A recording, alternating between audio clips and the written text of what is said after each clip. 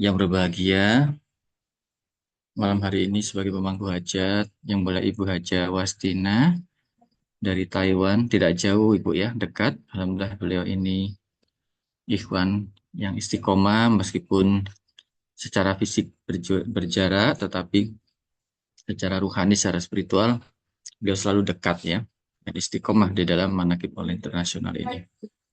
Juga para petugas manakib yang bekerja dengan baik, penuh hikmat, penuh dedikasi, penuh keseriusan, dan seluruh ikhwan akhwat yang dipilih untuk hadir malam hari ini. Alhamdulillah ada 57 titik dari seluruh penjuru dunia.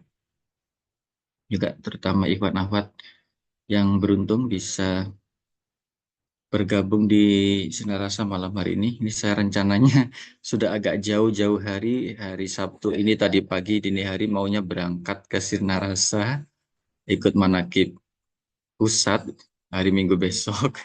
Tapi namanya izin itu selalu tidak bisa di luar kendali kita ya. Tiba-tiba hari Kamis setelah sholat, hari Rabu setelah sholat Id, kita sekeluarga cari sarapan soto di pinggir jalan. Beberapa di antara kita kelihatannya terpapar oleh makanan itu. Sehingga beberapa orang termasuk saya itu demam dan diare. Dah. Akhirnya beberapa rencana harus dikondisikan termasuk berangkat ke Sinarasa.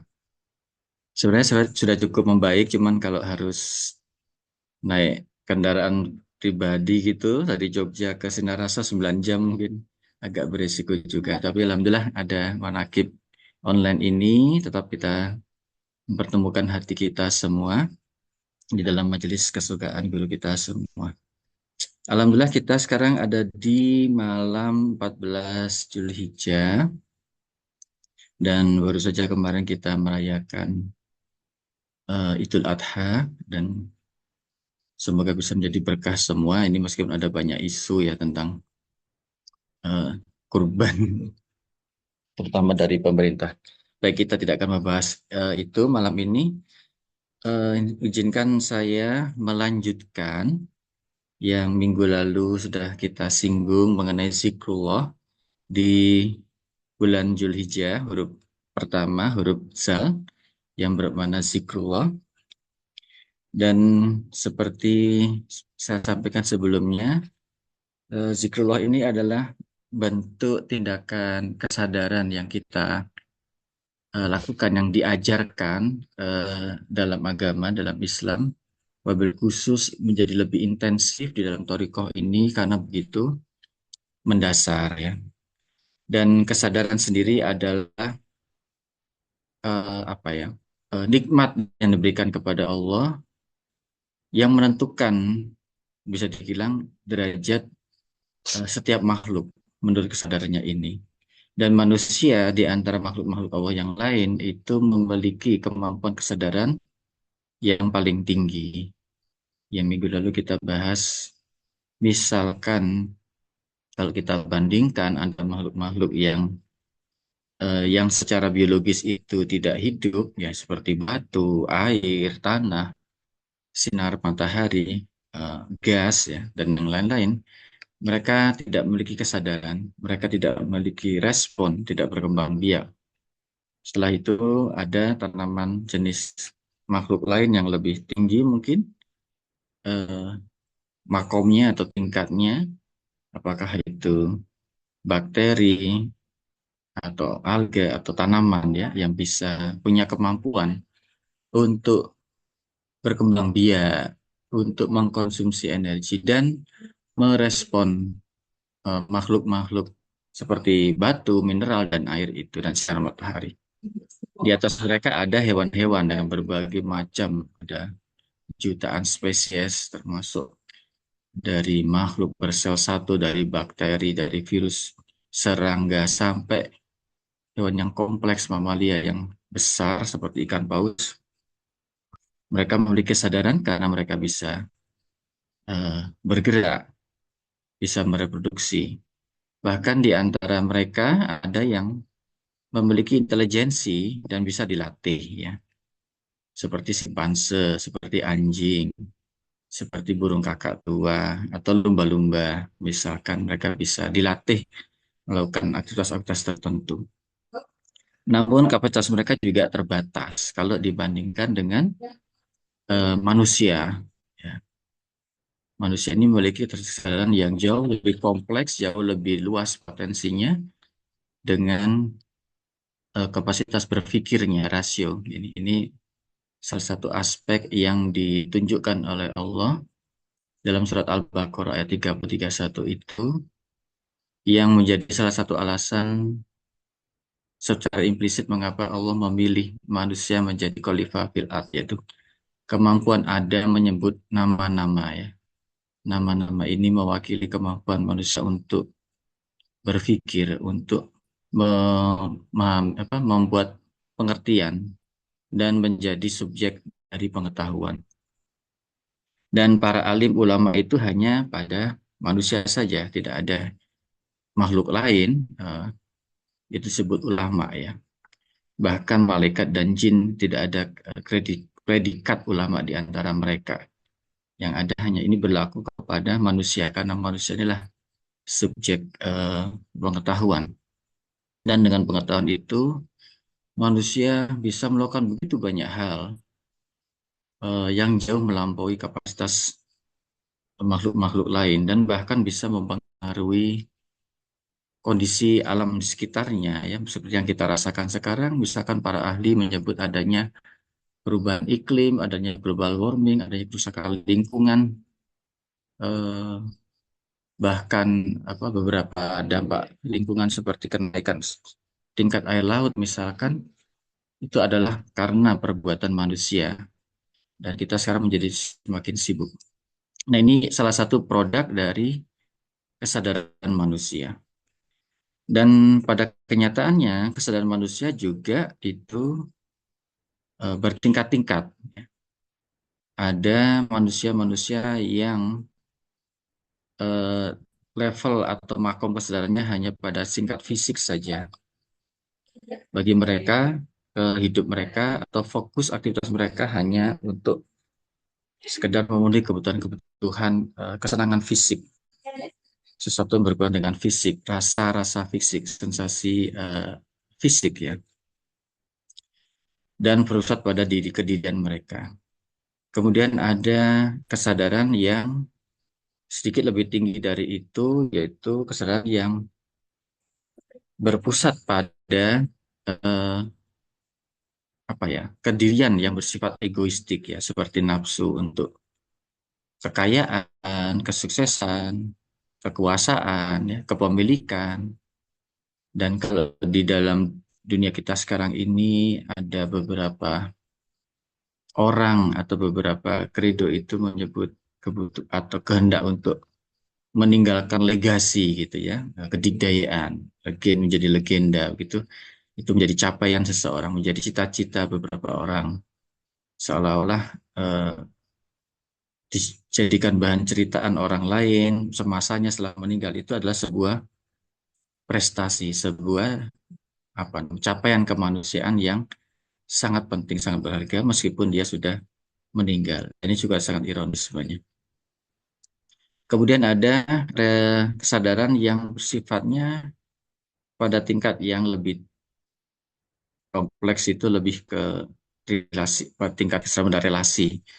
Dan ini kesadaran yang melibatkan orang-orang lain, misalkan kesadaran akan keluarga, akan terahnya, atau kelompoknya, atau masyarakatnya, bahkan bangsanya. Nah, saat ini kesadaran kelompok ini menjadi lebih kompleks karena ikatan manusia sekarang menjadi makin macam-macam ya, bukan hanya diikat oleh keluarga, oleh etnik, kebangsaan, kadang-kadang ada entitas-entitas lain yang menciptakan eh, ikatan, dan ada ikatan-ikatan itu yang sangat berbahaya ya, salah satunya yang menjadi sasaran utama eh, untuk dibubarkan oleh penguasa Abah, yaitu partai itu. Nah, partai ini adalah bentuk kesadaran yang relatif baru, yang dulu belum pernah ada, yang dimana orang berkumpul karena punya kepentingan yang sama, ya, bukan karena satu keluarga, bukan karena satu apa namanya masyarakat, ya, tapi karena satu tujuan politik. Ya meskipun ada contoh partai-partai yang konteks keluarganya dominan gitu ya. Saya kira kita tahulah partai-partai mana itu. Nah, ada kelompok-kelompok ini yang memang sangat berbahaya dan merusak ya pada tingkat di mana Abah menyebut sebagai Ya'juj dan Ma'juj. Nah, ada level kesadaran yang lebih tinggi lagi, yaitu ketika manusia itu menyadari bukan hanya entitas manusia saja, tapi ada entitas-entitas non-manusia seperti hewan, tanaman, dan lingkungan. Dan ini para pejuang lingkungan yang ada di sini ya. Jadi bagi mereka, kehidupan itu sangat penting bukan hanya bagi manusia, tapi bagi kelangsungan, keberlanjutan lingkungan dan alam semesta. Nah, kesadaran ini juga itu juga sifatnya terbatas. Di dalam Islam, kita diajarkan, dididik, dan diinformasikan oleh Allah bahwa ada realitas yang lebih absolut, lebih hakiki dari itu semua, yaitu realitas Allah, realitas ketuhanan, realitas ilahiyah kalau kita menyebutnya ya dalam tradisi akademik, realitas ilahiyah. Nah, seperti ini saya sudah sebutkan belum ya? Entitas atau makhluk dengan kesadaran lebih rendah itu tidak bisa mengenali entitas makhluk yang lebih tinggi. Ya, misalkan batu atau udara atau sinar matahari tidak bisa itu merespon atau apa namanya memberikan reaksi kepada tanaman misalkan yang tumbuh di sebuah tempat kemudian menyerap sinar matahari, menyerap air gitu ya. Begitu juga tanaman itu tidak bisa memberikan respon kepada hewan-hewan yang mengonsumsinya misalkan rumput itu tidak bisa tidak mengenali bahwa ada sapi, ada kerbau, ada kambing yang memakannya misalkan ya. Tapi hewan-hewan yang lebih tinggi kesedarannya bisa mengenali dan memperlakukan entitas di bawahnya seperti sapi makan rumput ya. Sapi tahu rumput adalah makanannya ya. Rumput tidak sadar, tidak tahu ada sapi apa tidak gitu dan itu tidak menjadi relevan karena mereka tidak punya kesadaran.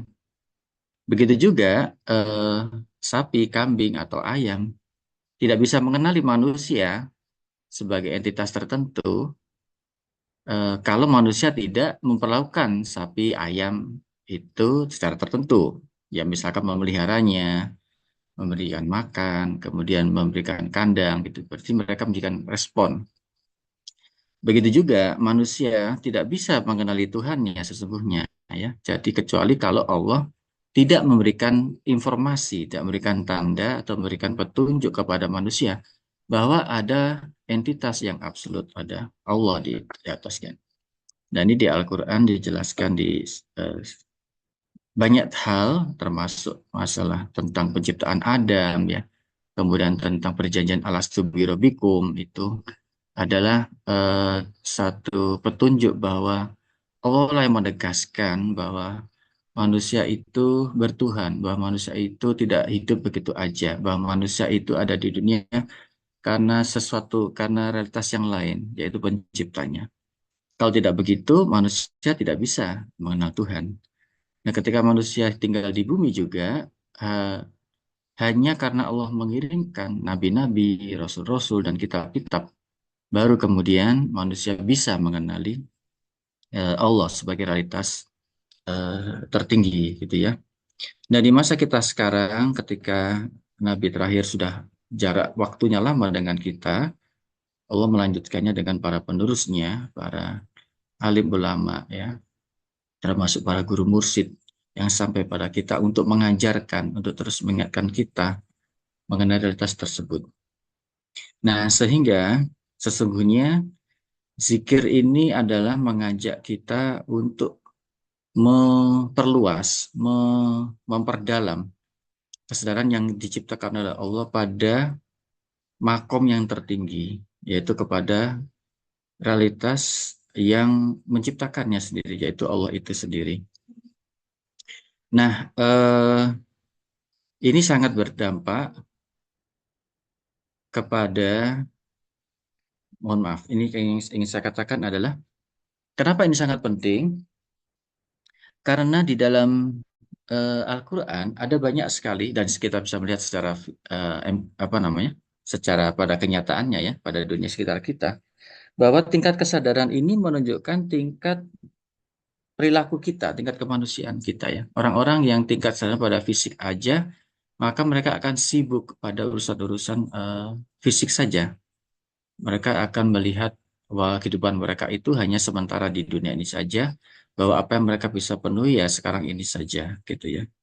Dan dalam banyak hal ini juga sangat sempit dan bahkan berbahaya, karena ada apa namanya sistem atau ada pola hidup yang kemudian hanya bertopang pada kebutuhan fisik saja.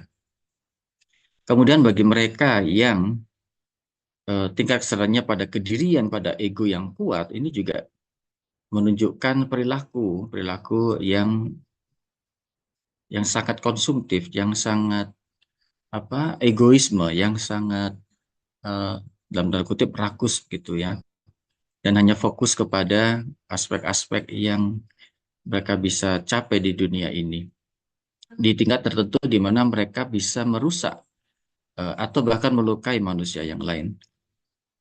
Dan ini seperti diingatkan oleh Allah dalam banyak Al-Quran, misalkan ayat yang mengingatkan bahwa bermegah-megahan telah melupakan kamu, misalkan ya.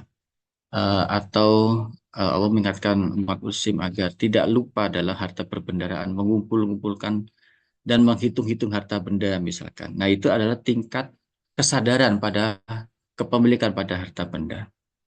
Atau ada kesadaran diingatkan Allah kepada tingkat relasi pada keluarga. Ya, misalkan ada ayat-ayat dalam Quran yang mengingatkan kita, jangan sampai keluarga dan anak dan istri dan harta juga itu melupakan kamu dari jalan Allah dan Rasul-Nya, misalkan dengan peringatan yang sangat keras gitu ya. Jadi ini menunjukkan betapa eh, orang-orang tersebut, yang saya kira sekarang kita lihat banyak sekali ya di dunia kita, itu terperangkap atau memasung kesadaran mereka di level itu, di makom itu. Dan menariknya sesungguhnya di dalam konsep atau dalam kata-kata istilah kafir, kafir sendiri ya, dikatakan dalam, kalau dalam Indonesia ini semuanya ingkar. Nah, ini menarik. Ingkar ini karena ingkar itu bukan berarti tidak tahu ya. Kalau dikatakan bahkan dalam sejarah Rasulullah, sebenarnya orang-orang kafir Mekah, orang Quraisy itu tahu ada Allah, ada Tuhan ya. Tapi yang jadi persoalan adalah bukannya mereka tahu atau tidak, tapi mereka ingkar. Nah, ingkar itu artinya mereka tahu, tapi mereka menolak untuk peduli ya. Jadi mereka memilih untuk tidak tahu atau tidak mau tahu. Ini kalau bahasa etikanya ignorant. Ignorant itu cuek ya, memilih untuk tidak tahu. Ya, jadi tidak mau menganggapnya penting. Jadi kafir. Nah, inilah kafir. Dan kekafiran ini implikasinya banyak sekali. Eh, Seperti yang tadi kita jelaskan bahwa mengapa orang sibuk pada kesenangan fisik saja, itu karena dia memilih untuk ingkar atau kafir terhadap aspek-aspek yang non fisik, yang sifatnya jangka panjang, yang sifatnya lebih ruhani ya, sifatnya lebih eh, ke mental gitu ya. Bagaimana juga orang-orang yang sibuk dengan harta benda, dengan keluarga itu, karena mereka mengkafir terhadap realitas yang lebih luas ya, pada masyarakat, pada keseimbangan alam, pada pada Allah itu sendiri ya. Dan individu-individu seperti ini digambarkan dalam Al-Quran jumlahnya lebih besar daripada mereka yang beriman. Dan beriman ini, dan menarik seperti dijelaskan dalam surat Al-Baqarah, orang-orang yang beriman dijelaskan adalah sebagai alladzina yu'minuna bil ghoibi. Jadi mereka yang beriman pada hal yang goib. Jadi ini menarik. Goib artinya mereka tidak melihat apa namanya, apa yang mereka imani. Mereka tidak merasakan, tidak mendengar, tapi mereka mengimani ya. Ya, ini kan dibutuhkan tingkat kesadaran yang tinggi ya untuk itu. Nah, ini karena berhubungan dengan sarana-sarana yang diberikan oleh Allah untuk kesadaran itu. Nah, ada tiga sarana pokok sebenarnya yang kita miliki, yang Allah berikan kepada kita. Yang pertama, yang paling instrumental adalah indera. Ya, indera ini ya penglihatan, pendengaran, pengecapan, ya semuanya berhubungan dengan hal-hal fisik.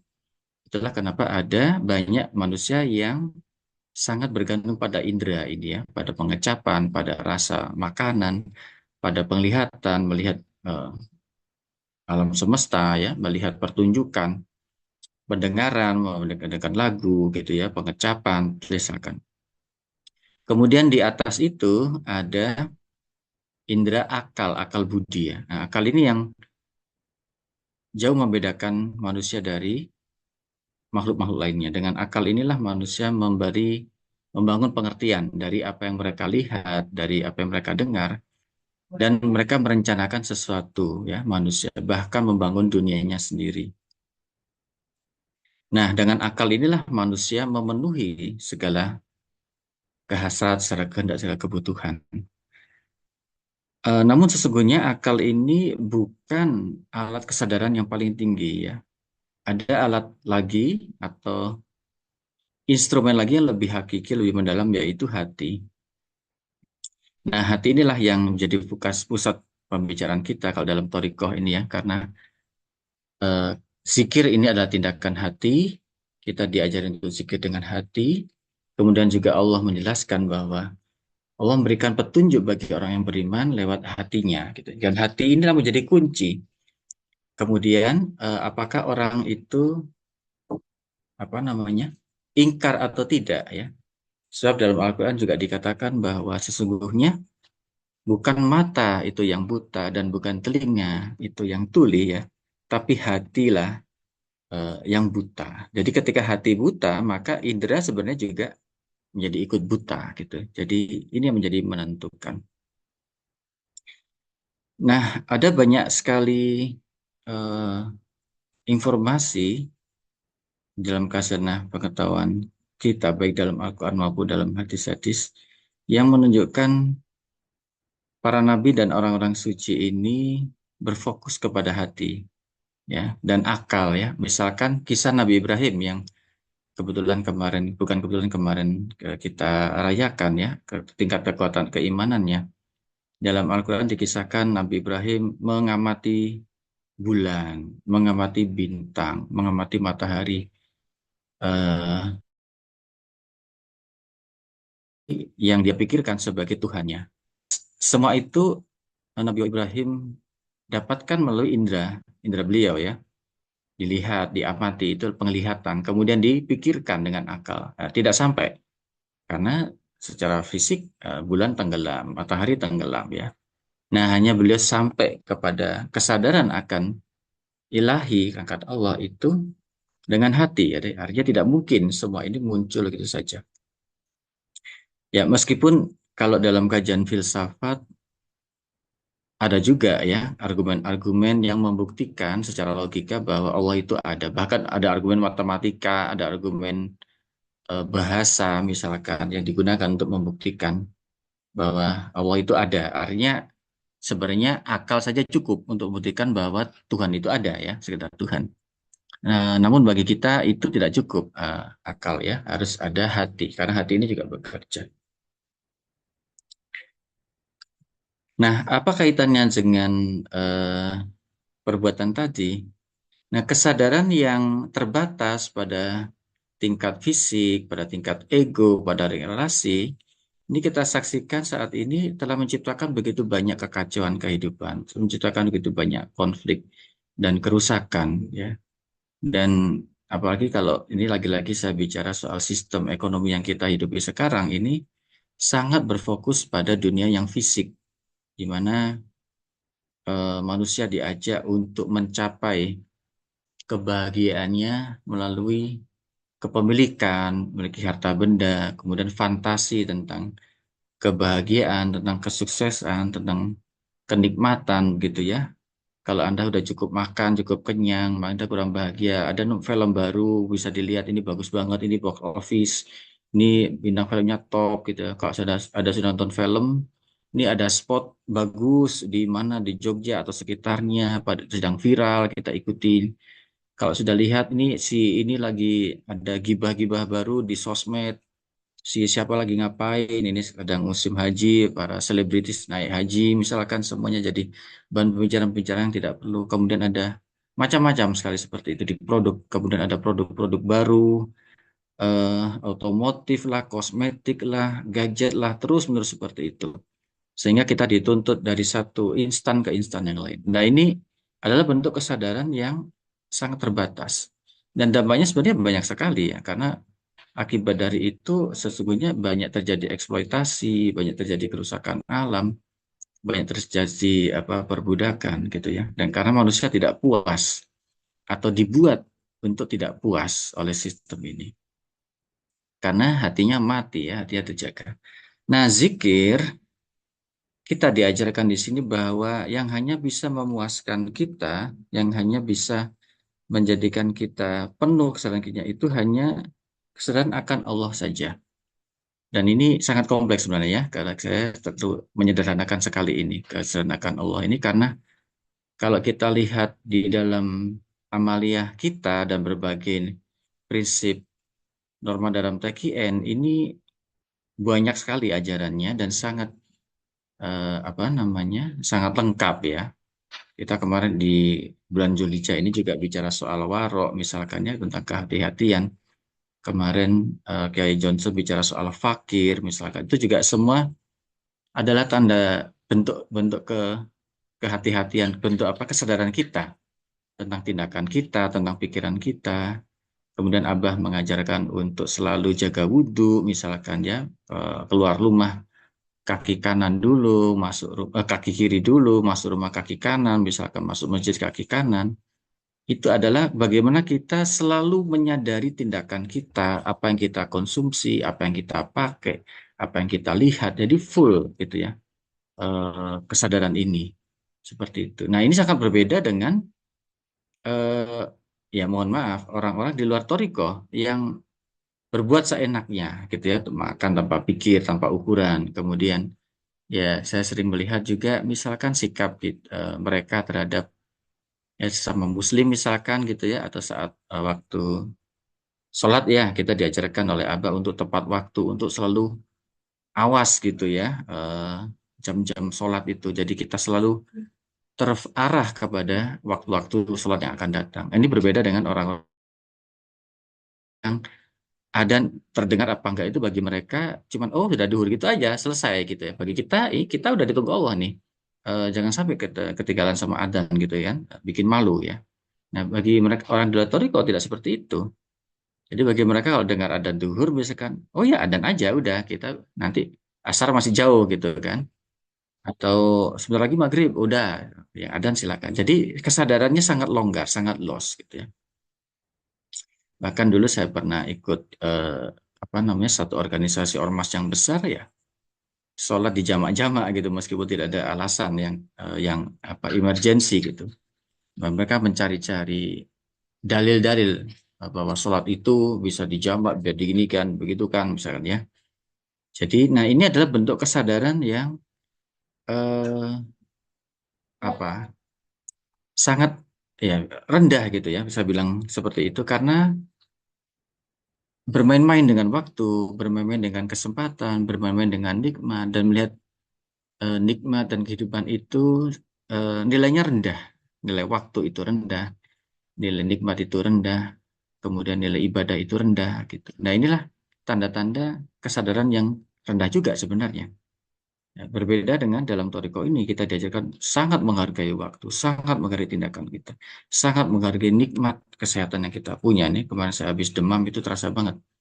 Eh, Demam juga itu bisa menjadi nikmat ya karena kemudian kita punya bisa waktu lebih istirahat, lebih dipaksa untuk zikirnya lebih kencang misalkan biasanya kalau sehat itu si 165 lebih dikit sudah ngurusin yang lain ini karena sakit ya harus lebih keras harus lebih banyak supaya penyakitnya hilang Dan ini terbukti ya, Bapak Ibu, saya ngalamin kalau lagi demam atau pusing gitu, zikirnya yang kencang ya.